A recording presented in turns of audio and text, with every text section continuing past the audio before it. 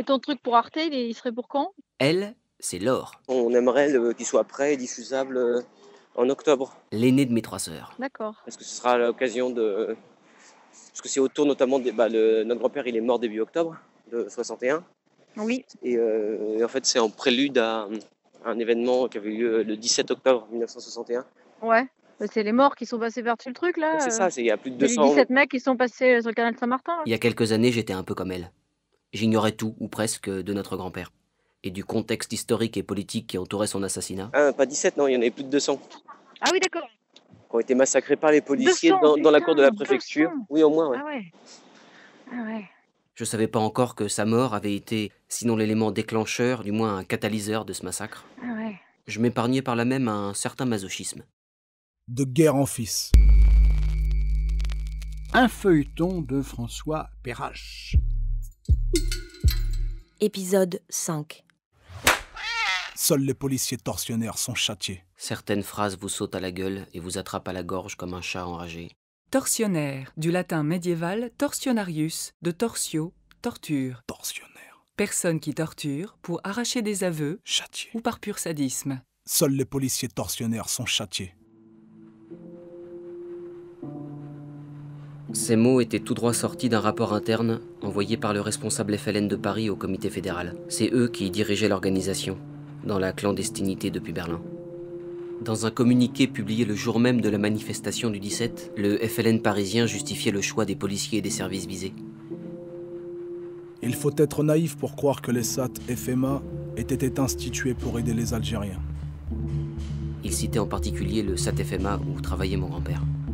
Quant à l'officier de police Perrache, 5e fonctionnaire du SAT, exécuté par nos commandos, nous devons informer l'opinion qu'il s'occupait davantage de renseigner la police sur les activités du FLN que de trouver du travail à nos compatriotes. Plusieurs mises en garde avaient été adressées à Georges Perrache. En vain. À la question de savoir si mon grand-père pouvait avoir été abattu par hasard, on ne peut a priori exclure que l'OPA Perrache pouvait être seul visé. La réponse semblait être non.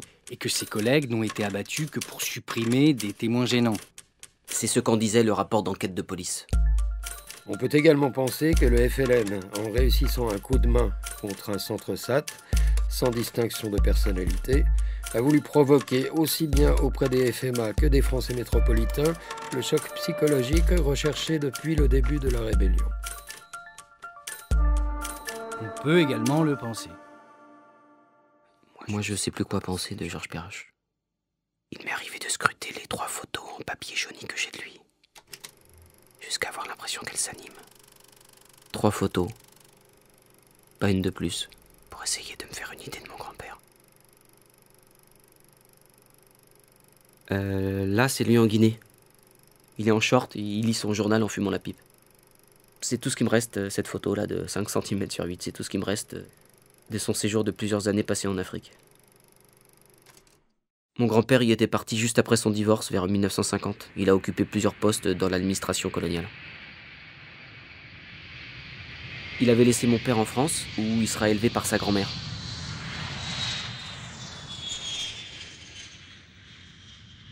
Oui, allô?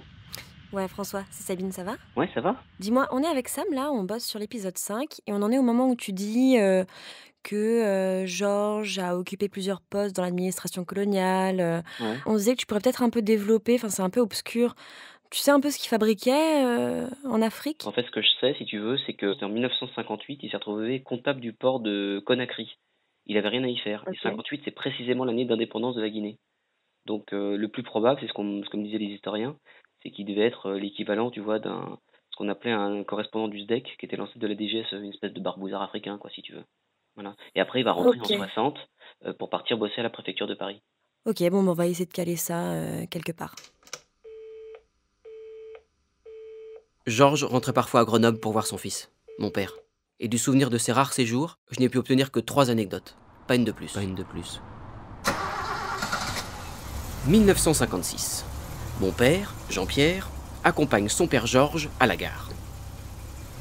Sur le parvis, un automobiliste est en panne. Et merde. Mon grand-père l'aide en poussant sa voiture,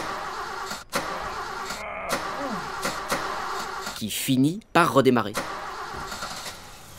Mon père est très fier. Georges est très fier aussi. Vous voyez, vous pourrez pas dire qu'on n'est pas sympa dans la police. 1959. Mon grand-père est en train de se raser.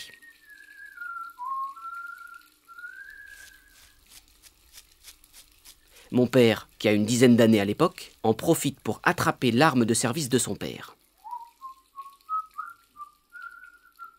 Il joue à se mettre par défi le canon du pistolet sur la tempe. Pensant l'arme déchargée, mon père arme le chien du Manurin 9 mm et vise cette fois le plancher plutôt que sa tempe. Jean-Pierre!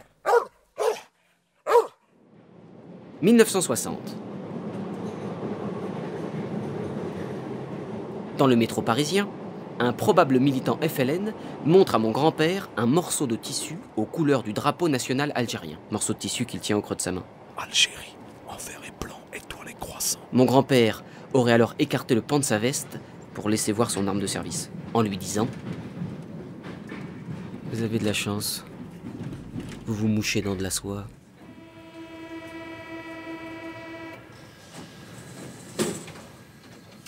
Trois anecdotes, pas toutes glorieuses, et 3 photos en tout, pour éclairer une vie entière. Rien qui ne mette en lumière les raisons précises de son assassinat. Il restait une personne qui pouvait m'apporter sa part de vérité sur cette période, et sur un éventuel souvenir du cas de Georges Perrache.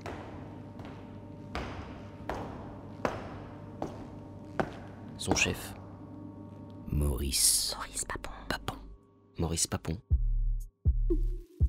C'était il y a 10 ans. Et Maurice Papon, 95 ans, condamné en 1998 à 10 ans de réclusion criminelle pour complicité de crimes contre l'humanité, puis libéré pour état de santé en 2002, finissait ses jours dans la petite ville de Seine-et-Marne où il était né.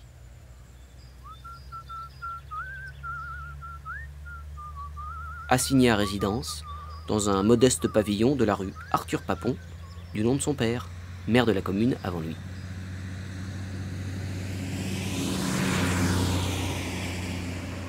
C'est un jeu d'enfant de joindre l'avocat de Maurice Papon.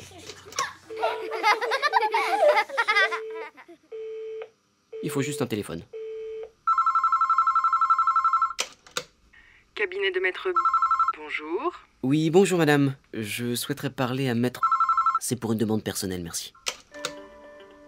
L'assistante doit penser que je suis un client fortuné en instance de divorce. Et elle transmet mon appel à l'avocat sans poser de questions. L'avocat est aimable. Il me demande de préciser l'objet de ma demande. Je victimise un peu. Je lui explique en 2 phrases être le petit-fils d'un policier tué dans un attentat FLN en octobre 61, que mon grand-père a été décoré lors de ses obsèques par Maurice Papon, et que j'aimerais savoir si l'ex-préfet a le moins de souvenirs de cet événement. L'avocat est aimable. Il accepte de transmettre un courrier de ma part à l'ancien préfet. L'avocat est très aimable. L'avocat est vraiment très aimable. Avant de raccrocher, il a ces mots. Monsieur Papon, si son état de santé le lui permet, vous répondra sans doute avec plaisir, dans la mesure où son passage à la préfecture de police de Paris a été une des périodes les plus heureuses de sa vie. Mon courrier restera sans réponse. Un dernier mot, monsieur Papon.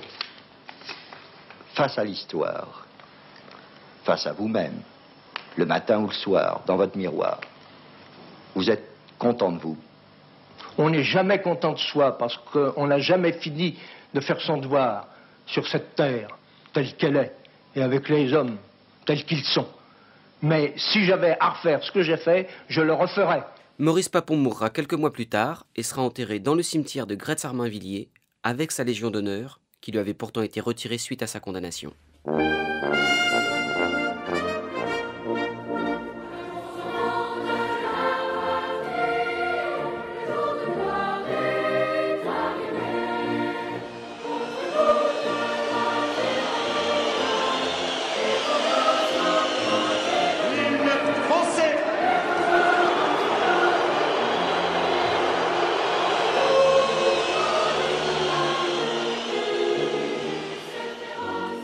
Dans les relations père-fils, la haine et l'amour coexistent souvent. Et vis-à-vis de sa patrie, le rapport peut être tout aussi ambigu. Parce que l'amour de la patrie peut nous pousser au meilleur comme au pire.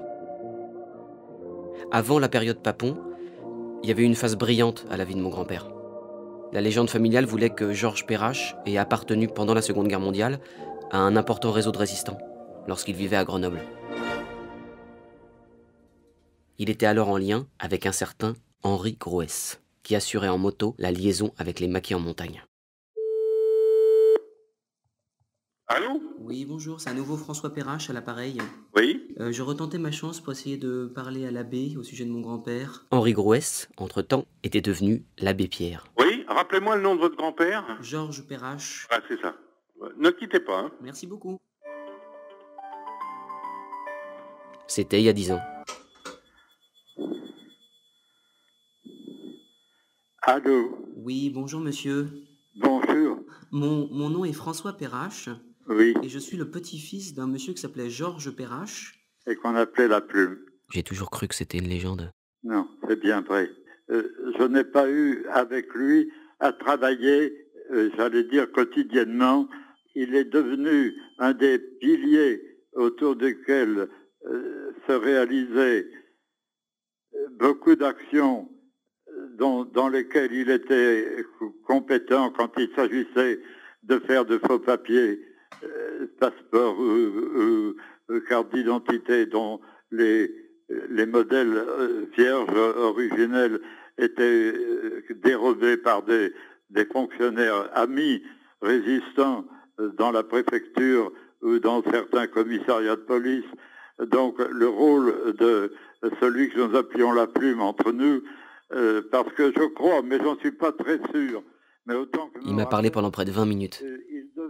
De la boutique près de la cathédrale de Grenoble, où Georges vendait du matériel de bureau, et où il fabriquait clandestinement de faux papiers. De la façon dont les choses s'organisaient autour de lui.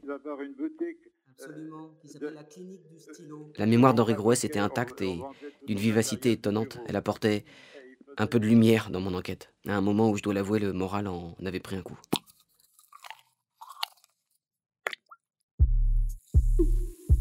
Mais plus j'avançais, plus le portrait de mon grand-père, au lieu de se préciser, se troublait. Homme à abattre pour les indépendantistes algériens, et pourtant lui-même résistant à une autre époque. Héros et salaud. On était comme prisonniers d'un labyrinthe. Maurice Papon, l'abbé Pierre, mon grand-père et moi. Un labyrinthe. Je savais plus comment en sortir. Il me fallait quelqu'un qui puisse me donner une clé de lecture de ce parcours paradoxal. Une clé? Ouais, j'aurais pu en parler à ma psy, mais j'ai préféré appeler Sylvie.